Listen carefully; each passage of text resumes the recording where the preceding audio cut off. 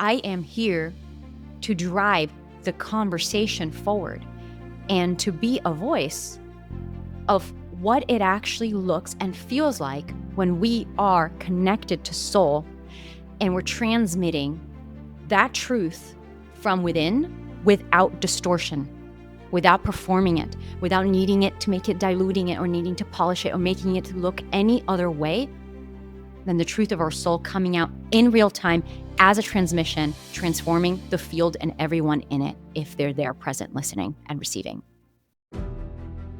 Welcome to the Legendary Podcast, an invitation into intimate, soul-bearing conversations with the gods and goddesses of our Burning Man camp, the legendary playground of the gods. Here you'll meet the visionaries, wisdom keepers, heart-centered entrepreneurs, and edge walkers who make up this extraordinary soul family. Together, we'll journey through the turning points that shaped us, the failures, the victories, the breakdowns, and the breakthroughs, and what it truly means to rise and build something sacred from the ashes. If you've been searching for your people, if you've longed to find a community that inspires you to rise, you found your tribe. So join us now for another sacred journey. Welcome to the playground of the gods.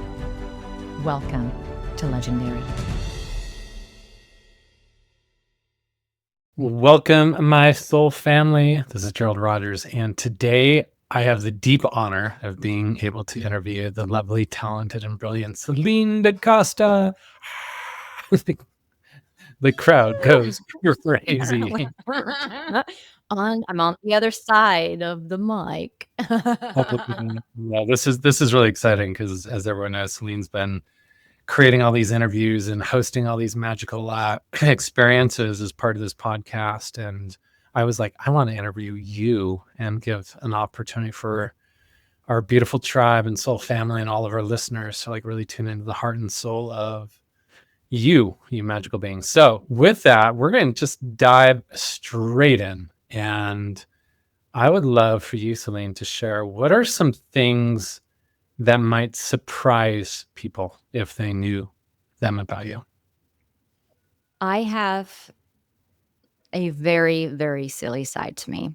And sometimes people, until, when you look at me from the outside looking in and you see the depth and you see the questions and me going into these dark places of the soul, I find people are surprised when they realize I actually have a very young sense of humor. Young and cosmic at the same time. I would say that surprises people. That's the first thing that comes through. Give us a snapshot of what that young, cosmic, playful side of Celinne looks Well, like. I can't plan it, Gerald. You gotta wait. Comedic relief is not planned. It's artistry. It comes in the moment when you're least expecting it. Beautiful. I love that. I think that's like such a essential part of all of us. I think actually the more mature we get, the more free we feel to let our inner children be expressed. And I think that's like a really beautiful sign of, emotional maturity is ability to be like silly and ridiculous. I love that. Can give me a little sense of like the journey of what shaped you into such a potent, wisdom carrier and storyteller and curator of questions and experiences? Like, what was the journey that like really fine-tuned those gifts for you? When it comes to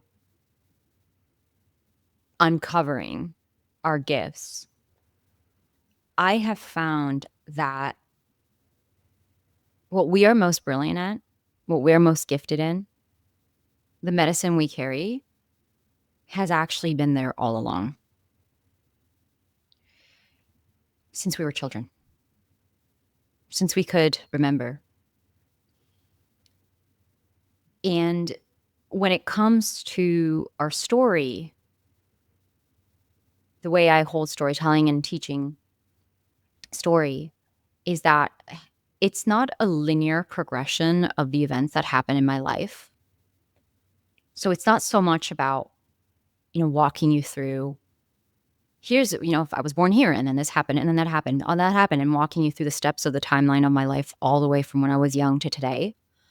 But rather, our story reveals the soul pattern that we are here to master and uncover. And again, I don't know if you've had this experience in your life where you feel like you keep learning the same lessons and you keep going up the spiral of coming into deeper embodiment into what you're here to learn. And I'll use myself as an example to answer your question, which is my life since I was young has been peppered by opportunities for me to step away from performance and into the truth of who I am. And specifically, it looks like, if we look at the narrative arc, it looks like me being a young girl growing up in Italy with a Brazilian mother, which already made me kind of weird, immigrating to the US, not speaking a lick of English, which already made me kind of weird, and being in this consistent space of who do I need to be so that I fit in? Who do I need to be so that I can create safety and I can be okay and people can accept me and they can look at me and be like, "Oh, she's one of us." Growing up, in the US and really doing the best. Like who do I need to be for me to get all the grades, the right grades, so that I can get into a really good university, so that I can get a really good job, so that I can go up the ladder in corporate, and so that I can make a name out of myself, so that I can matter, so that I can be successful, so that I can, so that I can, so that I can. And much of my young and adult life was just me so that I can in and conforming and contorting what can I be. And that is what produced the version of me that is the high achieving, okay, she's the straight A student, high achieving, went to an Ivy League university and now is like in corporate, just going, kicking ass, taking names. And even when I left and I left everything behind in New York City and I went on a journey around the world and I traveled in the homes of over 100 people, over strangers, doing a social experiment where I challenged myself to couch surf simply through human connection without ever using couch surfing website. Like literally, how can I make my way circumnavigate the world just through the power of human connection by itself? That gave me an opportunity for me to break out of that mold and still, again, so that I can build a business, make 6 figures so that I can make multiple 6 figures so that I can, and then get to 7 figures so that I can get into Forbes, so that I can get into TEDx. And so my entire life has been this beautiful story where I consistently get re-invited to look at the pattern that my soul has put me here to master. And that is, how do I step into becoming the truth teller unapologetically and fully embodying my gifts, my unique gifts, and step away from the performance of so that I can, that is entangled in what I needed to heal around self-love, self-acceptance, and being able to stand in my own fire and own that. That is so fascinating. I love how you say that, all this so that I can. It's like really an interesting perspective at this hunger and thirst of achievement that's based on this mirage, thinking that somehow the next destination is going to fill that part of us that is somehow deficient. And what a beautiful adventure it led you on. And, it's beautiful to feel you like unravel like what's underneath that so that you can be in the space of fulfillment without the so that I can. I want to rewind a little bit and hear more about the story about couch surfing around the world. That sounds wildly fascinating and courageous. And give us like a little snapshot of what that was like. Thank you. Yeah, it's very fresh on my mind because I'm currently in the process of editing the final manuscript for the book that I wrote about this, which is called The Burning Ground. And this was a moment where I was going through my first spiritual awakening and I had no idea. I was in New York City, completely just miserable. Insert, I was working too many hours. I was living a meaningless life. I wasn't doing what I wanted to do. So I'm not even going to, we know that story. That's the classic. I had to break out of jail, my soul jail story. But what actually, I found a place within myself just by the grace of God where I had this idea, okay, what if I just quit my job? All of it. Get on a one-way ticket and I do this social experiment where I'm going to circumnavigate the globe by sleeping in the homes of strangers. What if? Where did it come from? That So is not like a normal idea to. it is not. I mean, it was a conglomerate of everything was like in my life. I was in New York and I didn't get the promotion I wanted. My rent was going up. My boyfriend broke up with me on my birthday. Like I was just hitting a point of rupture in my life already. So there was this part of me that's like, I just need to change my life. But it actually happened because after me and this boyfriend broke up, we had a trip actually to Austin, ironically enough, scheduled. And the ticket was paid for and the Airbnb was paid for. Sorry, not the Airbnb. The ticket was paid for. The Airbnb was not paid for. And so I was like, oh my God, I want to go to Austin. Now I'm going to need to go by myself without my boyfriend as originally planned. But I actually don't, financially speaking, I can't get a place right now. And again, by the grace of God, someone was like, oh, I have a friend in Austin. Maybe I can ask them if you could stay with them. You could sleep on their couch. And then I went and I slept on this completely random woman's couch. And it went fabulously well. We got along really well. She was great. And then this was in October of 2015.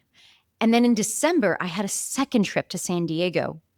Also, the ticket was paid, but no housing. So I thought, okay, let me try that again. Does anyone know anyone in San Diego? Because I still want to get on that plane, but I just financially doesn't make sense for me to get a place.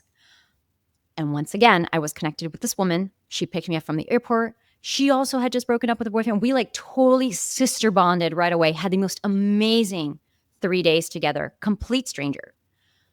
And then I came back and and this was the time where I'm like, okay, I need to leave. I need to quit my job. And I was applying to Facebook and Google in Ireland and London. And I'm like, okay, maybe I'll just transfer myself into a tech company in Europe and I'll make more money and be in Europe or something. That's a change. But then that's when I started to really believe in this idea, this crazy idea of what if I just do what I just did in Austin and San Diego, but all around the world. I know how to meet people. I know how to talk to them. I clearly can get along with them. What if I just make this into a social experiment for me to learn how to trust humanity again? That's so awesome. You have had to have had some crazy stories along the way. Were there any Mhm. specifically that stand out for you that was oh wow, shit, that was not Mhm. expected, or that was I would love to hear kind of an Yeah. inside. Yeah. I write about this. I write about it in my book, The Burning Ground. Um, there, so I go to Greece, and the way I was doing it is some hosts I had lined up months ahead. I would say, I knew that when I went to Australia, I had somebody in Melbourne, like literally the week after I left. But some other places, I had no idea. I was going there and I wouldn't have a host until the day of. And so when I got to Santorini, someone was meant to host me and they canceled last minute. So they basically plugged me in with someone else. And that other guy was like, oh, I'm not home right now. So he connected me to this other guy who was not my host, but I was gonna be showing me around. And that guy was like, you need to go to this island. And I'm like, this is a very, very random island in Greece. I definitely don't know anyone there. There's I don't know how many inhabitants, but it's in the thousands of inhabitants. And he's like, oh yeah, but there's this guy who like owns a restaurant, and I met him one time, like just kind of go there and ask for him. So I'm like, this is very loose. And I get on a ferry to this island called Amorgos, 45 minutes from Santorini. And I get to the ferry, and I literally have a piece of paper with someone's name on it. And I'm like, okay. And I'm like taking the bus, and I get to this village, and I stumble around, and I finally find this cafe. And I go and I ask, like, is this guy here? And the waiter says, no. And I'm like, well, okay, that's not good. I don't know what to do. I need a place to sleep tonight. This is right. So then I'm like, improv. I was like, okay, is there someone else I can talk to? Like, anyone else, please? And again, by the grace of God, the waiter's like, well, his business partner, your host he's gonna be there, and he's gonna be here in like an hour. I sit down, and I'm waiting for this random man to show up. This random man shows up, and I'm like, hey, you don't know me. And you technically don't know anyone that I know. Yes, I am a stranger, but like, I need a place to sleep tonight. And like, this is, and then, I told him I'm doing this project. I'm traveling around the world. It is a social experiment where I'm just, yeah, like I'm here to trust people and put myself in the hands of humanity and sleep all around the world. And I'm halfway through this. Like, do you know anyone? And he's just like in shock, pulls out his physical, like, phone book, like a little handwritten, like the old school 90s style, and starts dialing through like every person on the island that he knows. After almost an hour of phone calls, he looks at me completely defeated, because everyone's like, this is too weird. I'm not doing this. And he's like, look, you can sleep on my couch one night, and then we'll figure it out, but you can sleep on my couch. And I'm like, okay. And then later that day, we go to the beach. He's like, okay, I'm going to go to the beach after work. And he takes me to the beach, and just like, we're at the beach, and this man just drops his trousers, like, and he's like, hey, do you want to go to the beach? And I'm like, yeah, I want to go to the beach. And he's just butt ass naked. And I'm just sitting here like, oh my God, I'm gonna get like, am I okay? Is this gonna be okay? But all he does is sunbathe, get into the water, put his trousers back on. And long story short, I end up staying with him 4 nights. The most like respectful, incredible human freaking being. Totally like squeaky clean, like no weird stuff. Just father energy, like this beautiful, beautiful, beautiful man. And like, when I left, he cried. It was a beautiful, beautiful experience. Yeah. I love that. Mm-hmm. Were there moments during that journey that like really tested your courage? I mean, the whole thing is like wildly beyond what I think most people can even imagine doing. Even most people, it's just like, it's a big deal to leave the country, even when they know that there's a hotel or there's, if they're going to a new place. But that level of courage is like really unique. I would love to hear like what cultivated that courage for you, and moments where that courage was like really tested. I remember having a conversation a few months before I made the decision to do this trip.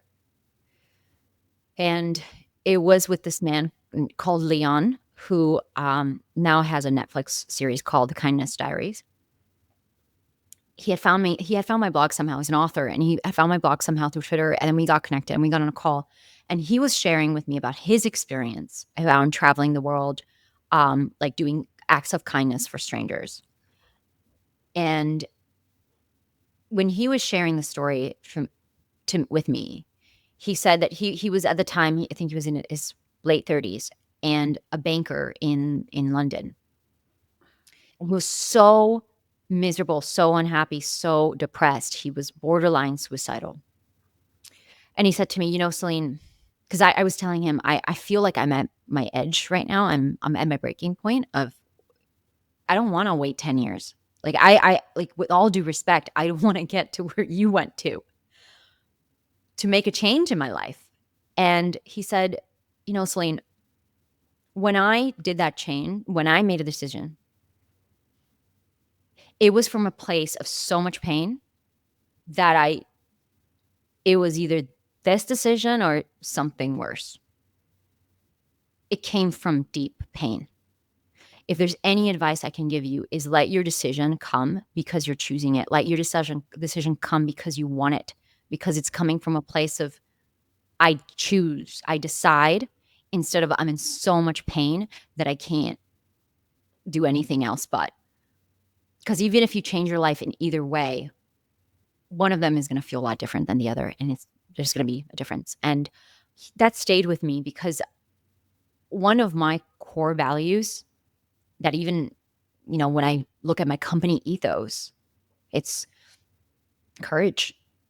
Courage to say the hard thing, courage to be uncomfortable, courage to do what you need to do even when you're scared.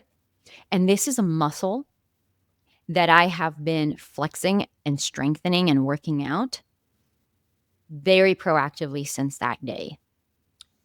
And yes, all the things that I did, you know, sleeping in the homes of complete strangers, traveling by myself in some very questionable locations. I've done a lot of sketchy things from a travel like woman traveling on her own standpoint, but to me, it's less scary than staying in misery, to put it bluntly. It's less scary than stagnating. It's less scary than compromising myself. And so when I look at the decisions that I make, me being afraid of a decision is not the reason why I don't do something. It's the reason why I choose to lean in and realize that courage is essential when it comes to living our life to the fullest. We need to be brave because we will have to go against the grain. We will have to defy the norms. We will have to do things and say things and show up in a way that most people won't. And I look at that capacity that you cultivated to like lean into the unknown, you know, to be able to travel and just sometimes not know where you're going or where you're going to be staying, or just like that willingness to, I call it, you know, the trust fall with the universe, to just like be willing to just let the universe catch you and demonstrate that you're taken care of and stuff. How did that experience of learning to trust yourself in the unknown, how has that shown up in your business and the other areas of your life when you've gone into these spaces where it's been full surrender? You haven't known how things are going to work out. Mm, yeah, it's levels. I am very much an apprentice when it comes to surrendering into the unknown and learning how to be calm in the void. But I've gone through this circus several times, enough times to develop a certain skill set, in the sense of, first there is the foundations of, you know, first you know something in your head and then you embody it. But step one is like knowing that it's actually literally installing the belief systems that I'm okay, I am safe, universe has got my back, I'm provided for. All of these are belief systems that I didn't even subscribe to at one point. I mean, now I can be like, yeah, I believe in those things. I do. I do believe I'm okay. I do believe that I'm taken care of. I do believe that I'm loved. I do believe that I'm worthy. And then life will test you.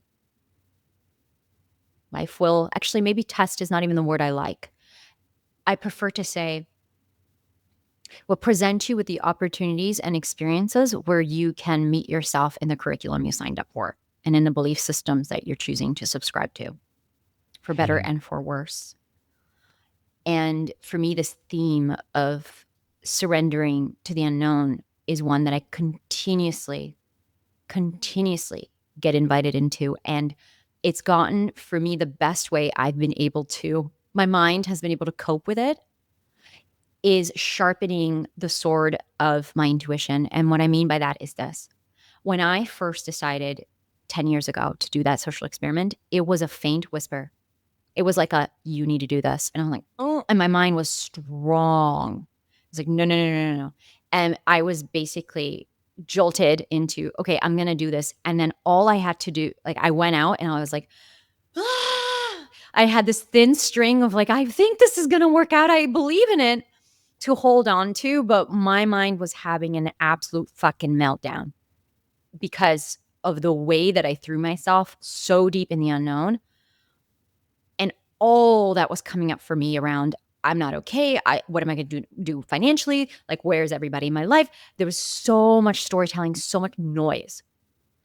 And then the next time it happened, I'm like, wait, last time it worked out better than I imagined. And now I have this voice again that's telling me, like, move out of Bali. When I've been here for a few years, it's like, get out by this month. And I'm like, I don't know. I'm kind of comfortable. Okay. I'm listening. And then I go, and I'm like, oh, okay, this is really scary. I am not on solid footing. And then off I go again into the unknown. But this time I have skills. Okay, I know how to hold myself. I know how to regulate myself. Okay. I know how to ask for help. Okay, I have mentors. Okay. So it's still like, ugh, I'm scared, but also it worked out once. And should I be okay? I could be okay. And then it happens again. And then it happens again. And then it happens again. And now it's gotten to the point, for example, last year I was guided, and you know the story that I was Yeah. just guided. You need to take 3 months off. You need to put down, you need to, like, your entire business, you're going to put it down and you're going to go into the jungle and you're going to do nothing for 3 months. And I'm like, that doesn't work. Like, what about my clients and my business? Like, I can't just stop everything. What are you doing? But that voice, I trust now. I know her. She knows something I don't know. And so for me, it's not about fighting the voice anymore. It's about, how do I get better at listening, and how do I minimize the collateral damage of my mind throwing a tantrum and resisting for however many months until I just succumb to the thing that I knew I needed to do in the first place. So it's about just, okay, I heard you. Let's go. Let's implement. Does it make sense? No. Do I know the way? No. And how do I get more comfortable learning how to hold myself in the void and trusting that voice knows what I'm doing, even though I don't, in this current present day body. Yeah, I was reflecting on that journey that I got to witness you on, from being like this very like successful influencer on social media and coach and mentor and leader and businesswoman and all of that, to like to watch you like lean fully into that space of pressing pause and listening to that inner voice, and really going through like this soul reinvention journey. And I think that's ultimately what the courage is that we're talking about. That courage of leaning into the unknown is at its core a willingness to go through these identity upgrades. The work that I do, I call it identity work or soul alchemy, this process of transforming from who we've been to who we need to be. But in that transition, there's always like this, it's almost like the caterpillar transforming into the butterfly. There's this primordial goo stage. There's this dissolving of our old identity. There's this releasing, and that for most people is the most terrifying state of like people stay in jobs that don't inspire them, or relationships that are slightly abusive or uninspired, or they stay in these situations not because it's comfortable, but because it's known, and they stay locked in that identity because that's where their security blanket exists. And to be able to listen to that inner voice and to like build a cocoon around yourself, and to like lean into the dissolving of old identities so that the new upgrade can emerge, it's like wildly courageous. And I love hearing like these threads of all these stories in your life where you've trusted that unfolding, and you've allowed yourself to dissolve past versions of yourself and awaken Mm-hmm. new versions. How would you describe how would you describe it, this current version of who you are? You know, what you perceive to be your greatest skills and assets? What do you feel like is your dharma, your work in the world? How would you describe like this place that you've landed currently and how you perceive and experience yourself? Mm-hmm. Thank you. Hmm. When I feel into my dharma, I see color. I actually see this beautiful indigo blue light moving from my throat. And I see it like spreading, this bright blue light spreading in the voices of others. I see my dharma as empowering myself, and through empowering myself, being able to teach what I know and embody to others of how do we speak truth without performance and bring the field into harmony and coherence through the truth of our souls, which is transmitted through language. In other words, story. Even in this conversation, how do we exchange stories, ask questions, communicate from a space of transmission? Because it's not really about your story. It's not about my story. It's about the universal truth that is sitting underneath the unique individual personal narrative that I have to share that just makes it fun and entertaining. But we're really talking about the same thing again and again. When we zoom out and we look at the entire Legendary podcast and all these conversations that we're having, it's the same conversation. It's the same conversation about what it truly means and looks like to step out of being constrained and constricted by the system, by a version of ourselves that we thought we were and we're not actually, and actually step into our authentic, raw, vulnerable truth with an open heart and be able to say it out loud unapologetically, even when we're scared.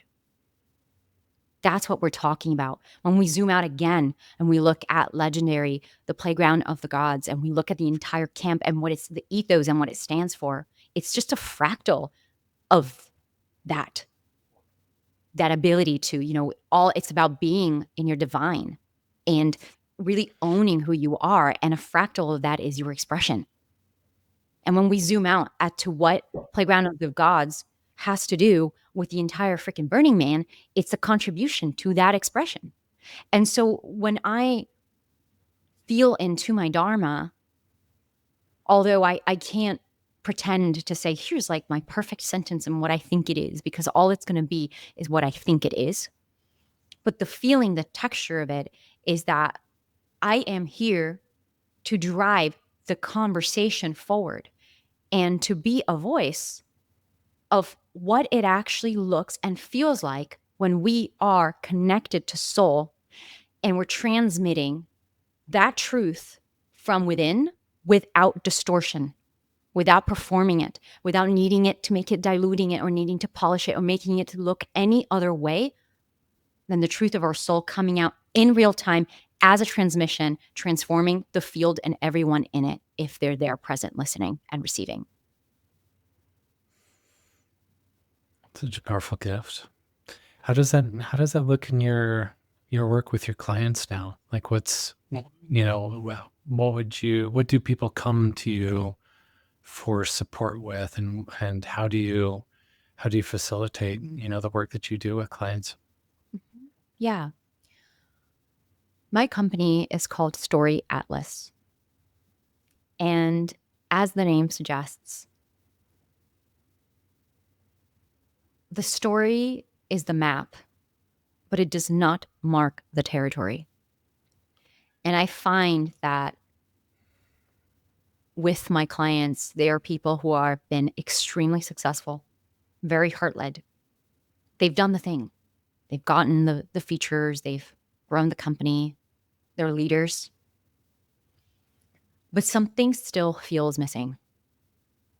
They feel disconnected from their true expression, which looks like many different ways. It looks like they're trying to write a book and they're absolutely stuck because the story just won't come out. It looks like them wanting to put together a TED Talk, get on stage and feeling like they're fake or they're just presenting a persona of themselves.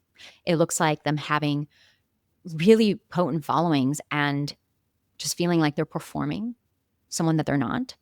And in their intimate internal lives, it looks like feeling completely disconnected from their partner, like they can't even communicate with their partner anymore, or they're not present for their children. They're not feeling like they're showing up as themselves and a leader in their team. So it creates a lot of emotional stress. It creates distortion, and it actually completely prevents them from having the impact that they're here to make, because the impact that you're here to make comes from when you are in your heart expressing from soul, and when you create your offerings from a place of deep alignment, deep, like, this is the truth of my soul, this is who it supports, this is my dharma, and here is how I offer my gift to the world for other people to receive. When it comes from that place, that is when you're going to have the biggest impact.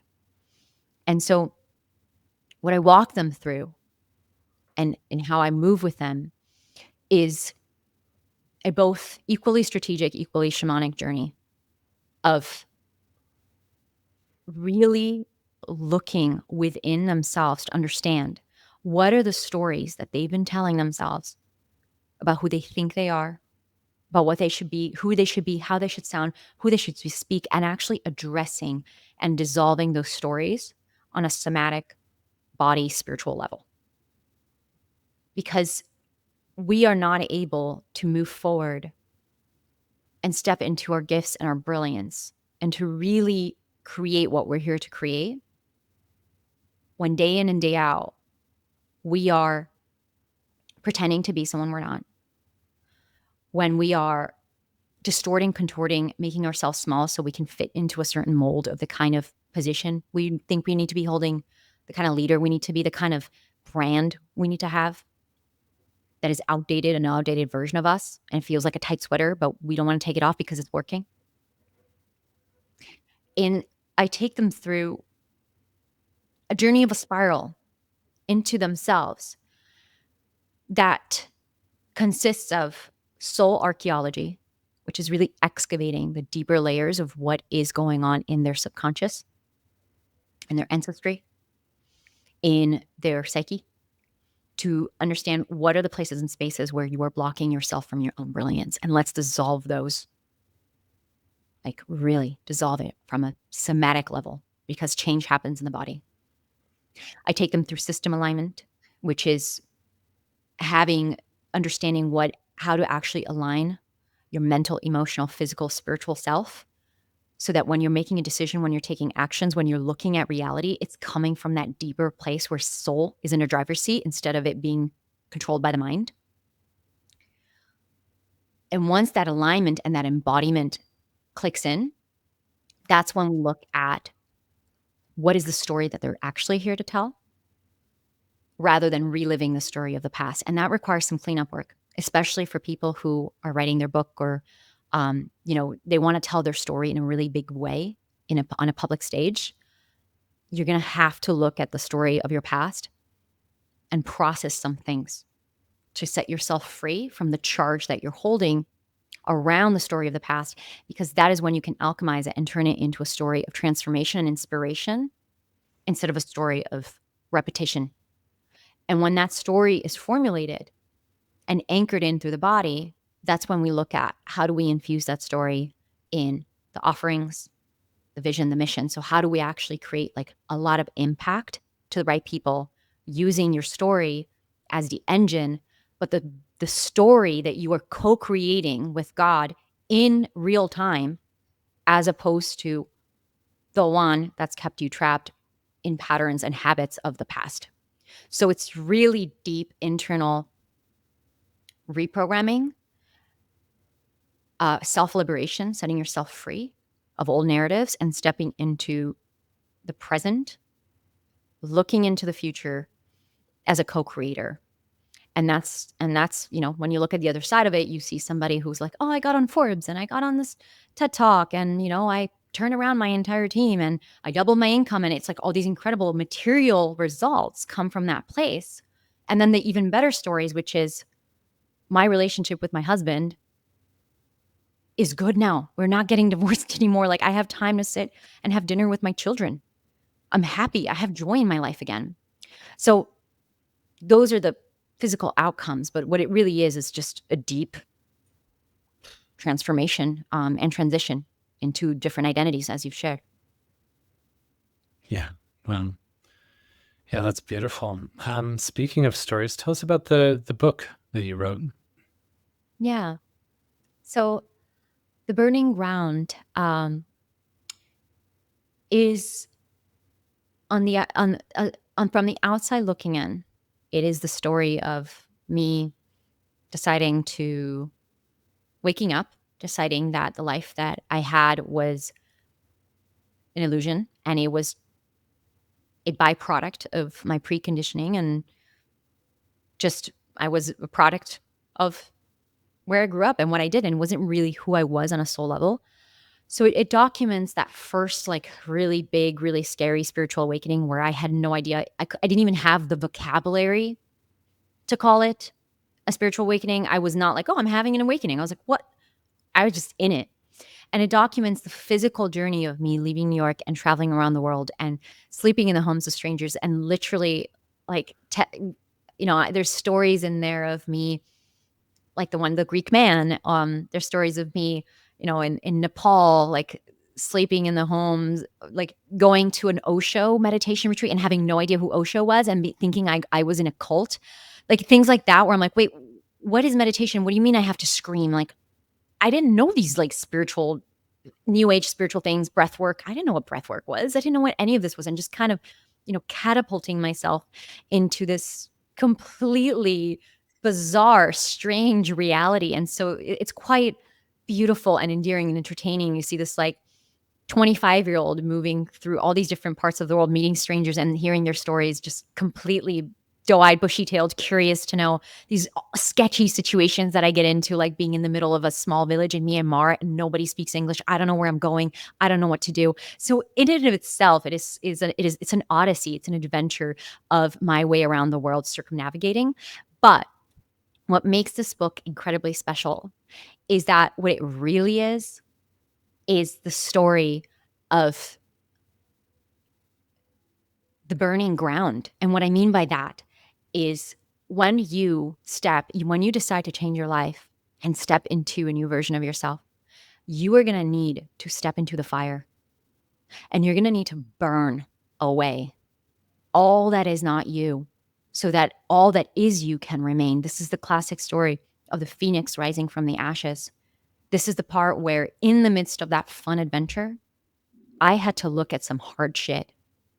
I had to face some really deep, repressed trauma around abuse. I had to look at pain that I had spent my entire life running away from because I couldn't run away from it anymore. I had to face all the ways that the identity, the person I thought I was preventing me. I was the one keeping myself from my own joy and my own happiness, and I had to look at it when there was no one left to blame. And so it walks you through a very real, visceral, raw, vulnerable narrative of what it looked like to need to confront the darkest parts of myself, to be able, what it looked like to actually learn what happiness and joy even was, because I didn't even have a template of like, what is it? I don't even know what it is. And having those experiences of like, whoa, I think this is what it is. This is what it is. And the journey of choosing myself and choosing to step into the version of me who deserves happiness and who is going to learn how to love herself and how to take care of herself and how to say yes to her dreams and listen to my soul instead of live a life driven by the mind. And so it's a how-to without giving you any kind of instructions. It's not a guide. It's not, let me tell you how I did it so you get to do this too. It's a, hey, here's what happened with me. Here's what it looked like, honestly, hand on my heart. Here's what I figured out. Maybe this can help. And I feel like it will, because I've already had multiple test readers come through it. And it's this, every person, different backgrounds, different socioeconomic contexts, and the recurring feedback I get, oh my God, I'm like, just like you. I have the same thing. And I'm like, yeah, I know. We are the same, different story. It's the same thing. It's the journey of transformation and becoming, just told through my personal lens. I love that. Thank you so much for sharing. So one final question before we wrap up today.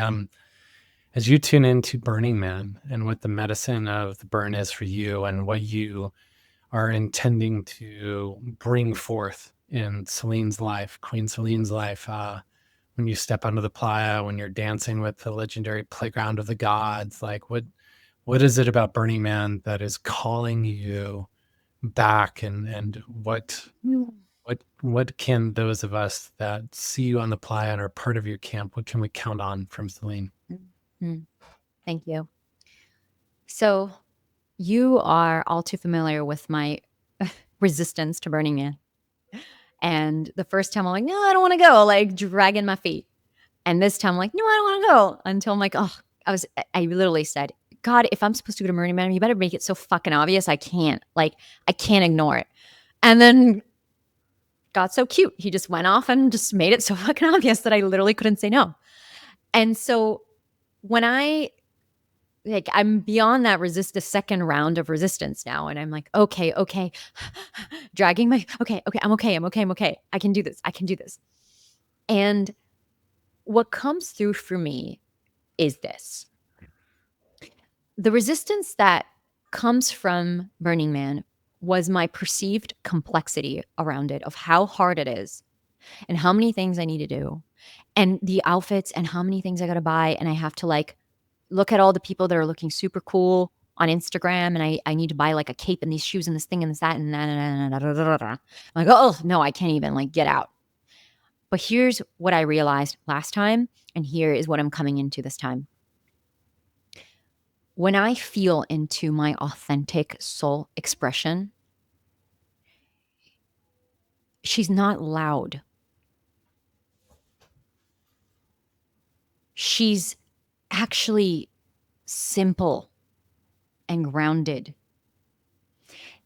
And I spent a lot of energy in my life wanting to, okay, I'm going to go to Burning Man. And what I should do is I should have some really crazy outfits, and I need to go out every night, and I need to party, and I got to like meet all these people, and I got to go all these camps. And I got to. It's like, actually, no. I'm open to some really fun little pieces, but I'm going to just be half naked in my simple ass bathing suit or whatever it is that I like, that is not a complicated thing that takes me 10 minutes to put on. And I want to hang out at the camp, and I just want to hang out with you guys. I don't feel like I need to go to all these other camps to see what else is on the other side of the grass. I just want to be, and I want to sleep like 6 to 8 hours every night like I did last time, and just be very well rested and very well hydrated and take very good care of myself. And I want to sit in workshops, and I want to learn like a geek. And if I have 1 or 2 all-nighters, let them be the most majestic of all time to make it so worth the sleep deprivation. But I want to be me, and that doesn't feel exaggerated. It's simple, just simple. I'm here. I'm hanging out at the camp. Oh, but there's like this like water thing with people who are naked. I'm like, that's cool. That sounds great. I'm very happy to just be here. Simple. Having a conversation with the people that I love. That is all. So that's what that means to me. I love that. Thank you so much. It's such an honor to have you part of our soul family, and thank you for bringing your strength and your wisdom and your depth and your storytelling and your curiosity and your creation. It's really a gift to be with you. So for those of you that have listened, thank you for joining us for this show, and hope you've caught all the other magical interviews that Celinne has hosted, and get ready for more. So with that, sending you off with some love. Just remember that this is your life, so make it legendary. Thank you for walking with us through the fires of remembrance. If today's story stirred something in your soul, share it with a fellow god or goddess. Subscribe to Legendary for more transmissions from our tribe, and may you continue weaving your legend in love and joy. Until next time, stay sovereign, stay sacred, and make it legendary.